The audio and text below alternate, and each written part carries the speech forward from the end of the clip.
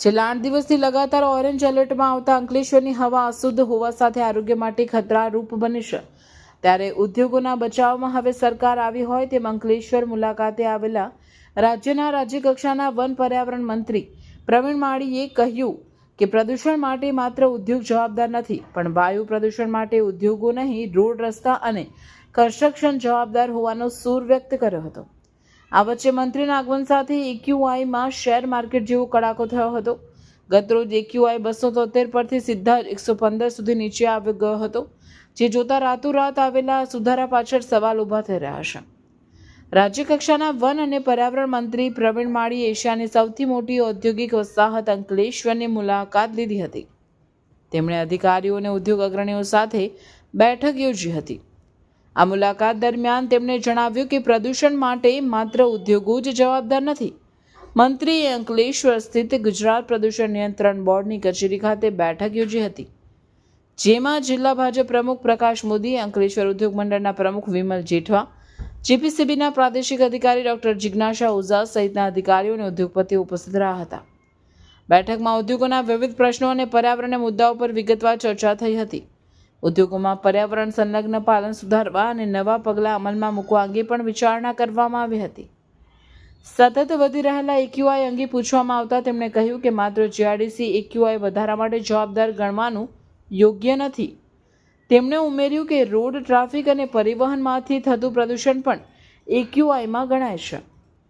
આ ઉપરાંત મંત્રીએ ભારતથી 9,000 કિલોમીટર દૂર ઇથોપિયામાં ફાટેલા 10,000 વર્ષ જૂના હેલિગુબી જ્વાળામુખીની અસર ગુજરાત સુધી જોવા મળી હોવા છતાં તેમને આ બાબતની કોઈ માહિતી ન હોવાનું સ્વીકાર્યું હતું.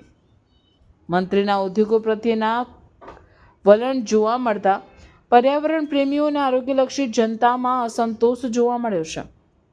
ત્યારે જીપીસીબી દ્વારા કાયદાનું કડક પાલન કરવામાં આવે તેવી માંગ ઊભી થઈ છે. વેલ ઇન્ફ્રાસ્ટ્રક્ચર સાથેની જીઆઈડીસીના જે રીઝન છે એવું અંકલેશ્વર અને ભરૂચમાં જીઆઈડીસી જે આવેલી છે તેને મુલાકાત લેવાનો અને જીઆઈડીસીના જે ઉદ્યોગકારો છે, જે એસોસિએશન છે, તેમના પ્રશ્નો સમજવાનો, તેમની સાથે વાર્તાલાપ કરવાનો અવસર આજે મળ્યો છે. આવનારા સમયમાં 2047 સુધી વિકસિત ભારત બને એમાં વિકસિત ગુજરાતના સંકલ્પ સાથે આ ઇન્ડસ્ટ્રીઝ આજે પણ અગ્રેસર રહી છે આખા ભારતની અંદર. ત્યારે આવનારા સમયની અંદર હોમ ઇન્ડિજિનિયસ એટલે કે સ્વદેશી ભારતના નારા સાથે આ ઇન્ડસ્ટ્રીઝો આગળ વધી રહી છે. આવનારા સમયમાં જે કંઈ ઇમ્પોર્ટ થતું હોય એની જગ્યાએ આત્મનિર્ભર ભારતના સંકલ્પ સાથે આપણા ઉદ્યોગ સાહસિકો આપણા જ પ્રોડક્ટો આપણા ભારતની અંદર બનાવી અને વિશ્વની અંદર એક્સપોર્ટ કરે તે દિશાની અંદર આજે ઉદ્યોગકારો સાથે આજે જીપીસીબીની ઓફિસે બેઠક કરી છે.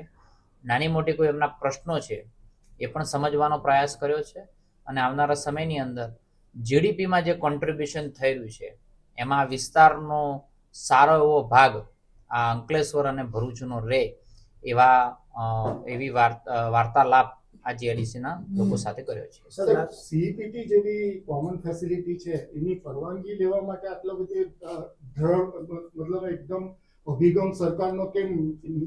મિશન લાઈફ 2070 સુધી જે રીતે વિકાસ થાય એની સાથે પર્યાવરણ સાથે પણ કોઈ ચેડા ન થાય એના માટે કોમન ઈટીપીની ફેસિલિટી આખા ભારતની અંદર સૌથી અગ્રેસર રહેતું હોય એટલે ગુજરાત રહેતું હોય છે. એટલે પોલ્યુશન બાબતે નો કોમ્પ્રોમાઇઝની સિસ્ટમ સાથે ગુજરાત આગળ વધી રહ્યું છે. આવનારા સમયની અંદર આજે એસોસિએશન સાથે પણ વાતો કરી છે. કેટલાક રિફોર્મ્સ કરવાના હોય. પર્યાવરણ એ માત્ર જીપીસીબી, પોલ્યુશન એ માત્ર ગુજરાતનો નહીં પણ આખા ભારતનો સબ્જેક્ટ છે.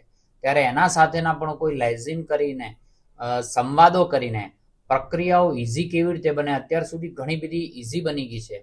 ફેસલેસ સિસ્ટમો કરવા તરફ, સિંગલ વિન્ડો સિસ્ટમ કરવા તરફ પણ ગુજરાત આગળ વધી રહ્યું છે. સર, ખાસ કરીને એક્યુઆઈ રેટ વધી રહ્યા છે. અંકલેશ્વરમાં 3 દિવસથી 250 પાર હતો અને અમદાવાદ, રાજકોટ અને સુરત જેવી મોટી સિટીમાં પણ for your kind information AQI is under the 200 અને એની અંદર માત્ર જીઆઈડીસી નહીં પણ જે રીતે રોડ રસ્તાઓનું નેટવર્ક વધતું હોય છે, જેવી રીતે ટ્રાન્સપોર્ટેશન વધતું હોય એનો એક્યુઆઈ પણ ભેગો ગણાતો હોય છે. We can not consider as the GIDC is cause of the AQI increase. Sir, મોટા મોટી સિટી સુરત સિટીમાં એક્યુઆઈ મશીનો બંધ છે અને કેટલીક જગ્યાએ છે નથી, તે બાબતે શું કહેશો? અત્યારે હું આપને અંકલેશ્વરની જીઆઈડીસીની ચર્ચા કરવા માટે આવ્યો છું. Thank you. સર, ઇથોપિયાની અંદર જે જ્વાળામુખી ફાટ્યો અને એની અસર, ક્લાઇમેટની અસર ગુજરાત સુધી બી પહોંચવાની છે, શું એટલે સરકારનું શું? Still not anything information about this. Sir, પ્રદૂષણને લઈને જ્યારે પણ અહીંયા અધિકારીને કમ્પ્લેન કરવામાં આવે છે તો ઘણીવાર એ લોકોનું રટન એવું હોય છે કે અમારી પાસે સ્ટાફ ઓછો છે, ને જ્યારે પણ કમ્પ્લેન કરવામાં આવે છે, કમ્પ્લેન કરવા માટે અમે કોલ કરીએ છીએ, એની વિધિના 2 કે 5 મિનિટની અંદર પ્રદૂષણ ફેલાવતા ઉદ્યોગો પાણી છોડી દે છે. તો આ બાબતે શું કહેવું? ધીમે ધીમે આપણે કમ્પ્યુટરાઇઝ સિસ્ટમ, સ્કાડા સિસ્ટમ, અત્યારે જેટલી પણ જીપીસીબીને લગતી મેટરો હશે એના જે એન્ડ સોર્સ છે ત્યાં આપણા જે કાર્બન ઉત્સર્જન કરતા હોય તમામ લોકોનો ડેટા ઓનલાઈન થઈ રહ્યો છે.